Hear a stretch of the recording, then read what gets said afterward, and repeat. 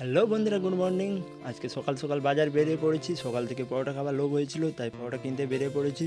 তো বন্ধুরা, আমি দোকানের কাছে চলে এসেছি। এখন আমাকে বাড়ি যেতে হবে, তাড়াতাড়ি পরোটা কিনে, क्योंकि मेरे को भूख लगा है। তো আমার পরোটা কিনা কমপ্লিট। এখন আমি বাড়িতে যাব, বাড়িতে যেয়ে আরাম করে বসে পরোটা খাবো। তো চলো তোমরা দেখতে থাকো। তো বন্ধুরা, আর একটা জিনিস দেখো, আমাদের জাতীয় পতাকা মাটিতে এখানে গড়াগড়ি খাচ্ছে।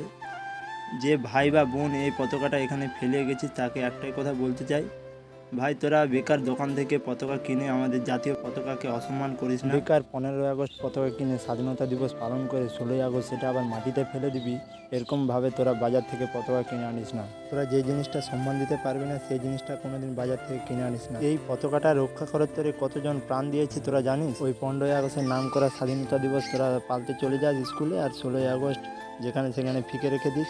তোরা যে জিনিসটা মর্ম বুঝিস না, সেই জিনিসটা কোনোদিন বাজার থেকে ভিডিওটা ভালো লাগলে একটা লাইক করে দেবে। জয় হিন্দ দোস্ত।